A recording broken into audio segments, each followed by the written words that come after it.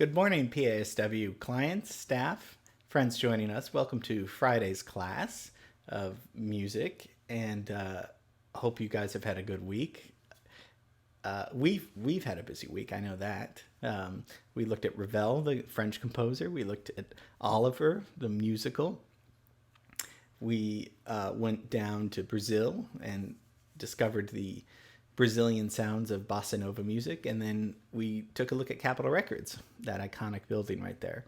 Now we're going to, this is going to be a tough one. This is going to be, so put your thinking caps on, because we're going to really dive into somebody who's not a household name, but a genius nonetheless. And I don't think he would like me using that word. A true artist, though. And we'll figure out what I mean by true as we dig through this guy. And the guy I'm talking about is also a friend of mine, but we'll get to that later. But super influential person, and when we talk about him and what he's done, it's truly remarkable and he's still creating. And we are talking about Van Dyke Parks today. Van Dyke Parks is an American musician, songwriter, arranger, producer, child actor. One of the most interesting lives I've read about and I've kind of witnessed. He is a true iconoclast. Now, not that he breaks rules, but he's a true rule breaker when it comes to the arts, I think, in terms of, is he a composer? Yes. Is he a songwriter? Yes. Is he a arranger? Yes. But is always after one of those things. Does he do pop music? Yes, but no, not really. Is it classical? Yes, but no. It's very hard to explain. That's why I'm a little bit nervous talking about this, because it's, sometimes, like I've said, the best things in the world don't make sense and also aren't worth dissecting completely. That's why with you guys, I really want to promote this level of sharing and discovering the artist's work. Not so much, it's not math. There's not one right answer to anything. It's not. And that's why I think art is so special and important, because there's many interpretations. I love hearing your interpretations. So, having said that, let's talk about Van Dyke Parks. Born in 1943 in Mississippi, and his father was a psychiatrist, and the family moved to Princeton, New Jersey. And at the age of 9, Van Dyke attends the American Boy Choir School. And as a child actor, he appeared along with Grace Kelly in The Swan. And here's a little clip of them together. Scoot, Your Highness. That's Vega, star of the first magnitude of the constellation Lyra. So he goes to study music at Pittsburgh Carnegie Tech, where he studies with Aaron Copland, who's probably one of the most famous composers of the 20th century.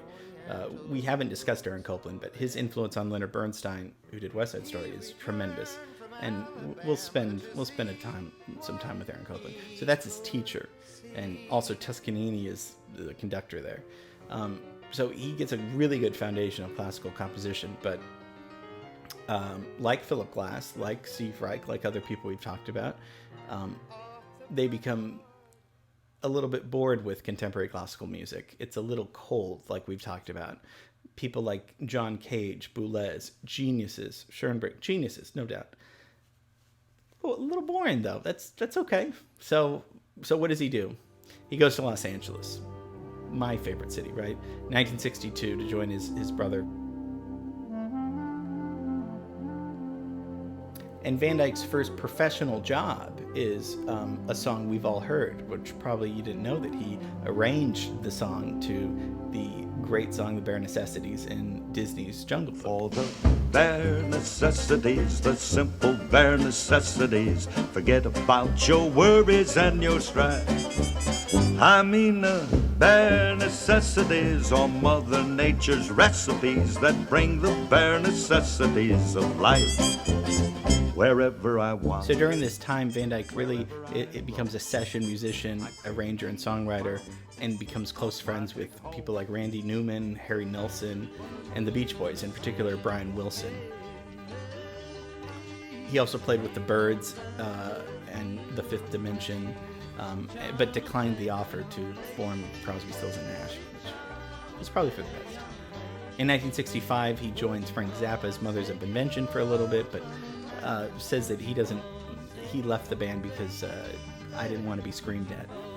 So Van Dyke first becomes acquainted with Brian Wilson of the Beach Boys around 1965, and David Crosby invites him to Brian's home to hear this 4-track demo of the Beatles, the Beach Boys' Freudian slip, Sloop John B. And Brian Wilson and Van Dyke, Brian Wilson invites Van Dyke to help him with some words on Good Vibrations, and he doesn't think that he can really do anything with the words, but he does say, well, the cello in it, since it's vibrations and the cello can do a tremolo. That was I don't think any of them had thought of that, and again, that's probably part of Van Dyke's musical classical training in composition, where guys in pop music, they didn't realize not all of them, but this is a blanket statement, they didn't realize a lot of the what instruments could do. You know that you could strum a guitar, you know that you can do a cello, but you can do a tremolo on a cello. This is what the tremolo sounds like. I'm picking up good vibrations. She's giving me the excitations. Van Dyke starts writing words to the Beach Boys songs, Heroes and Villains. I've been in this town so long that back in the city I've been taken for lost and gone and unknown for a long, long time. Fell in love years ago with an innocent girl from the Spanish and Indian home of the heroes and Surf's Up. Surf's Up. Port a tidal wave. He doesn't really mesh well with the Beach Boys. I don't want to say because of Mike Love, but because of Mike Love, really. And, they were talking about surfing and songs like Fun, Fun, Fun, where Van Dyke was using a little bit more elevated, sophisticated, colorful lyrics, as opposed to Be True to Your School. So because he departs from Brian Wilson and the Beach Boys, because he doesn't want to cause trouble, because he really is a true gentleman, he does get this record deal from Warner Brothers, and they let him do this album, and this is the album we're going to spend some time talking about, because it's one of the most famous yet underrated, I don't want to say pop albums because it's not pop, but album that came out just before Sgt. Pepper's, actually. And when you think of how innovative it was, it's pretty amazing. So this is 1967, 66, 67, right around Pet Sounds as well. But this is Van Dyke's own masterpiece that he creates. And it's called Song Cycle. From desert market to buy, tenderfoot up to date, bombs of the real estate. From desert springs off and run dry.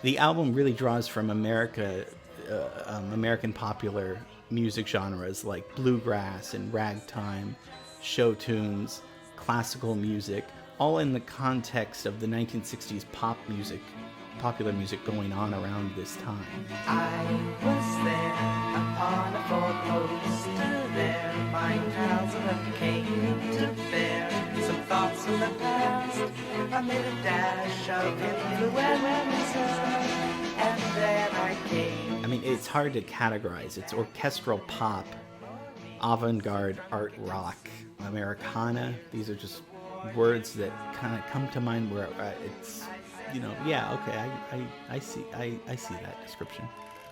You hear kind of like a ragtime vaudeville jazz. There are tons of great stories about Van Dyke, and he's gone on to arrange songs for Joanna Newsom, Grizzly Bear, Skrillex,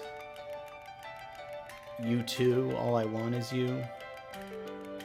So Van Dyke, an absolute delight and genius. And just a personal story, when I got out of USC and was looking for a job, my brother, Sebastian, who I talked about last time with Bossa Nova music, was the first one to tell me about Van Dyke Parks when I was probably in high school, and he was like in junior high. And he gave me a lot of stuff to listen to, including the Song Cycle. And so years later, after college, I just found his email on the internet, and I emailed Van Dyke, and he got right back to me. I just said, "Are you looking for any assistance or anything? I'm desperate for work." And he got right back to me and was the kindest gentleman over the phone, and said, I don't have a lot of stuff right now, but I could probably find something. Do you want to come over to my house tomorrow? And so I went over and got to meet this wonderful, just talented, brilliant artist, and we've remained friends. He's been a mentor to me. We've worked on several projects together.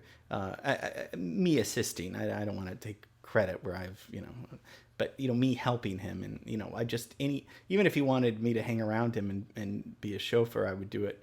He's a lovely gentleman and lovely person, and I just am so blessed to have met him, and that I can still text him right now and he responds and says hello. So that I just wanted to share that kind of personal part.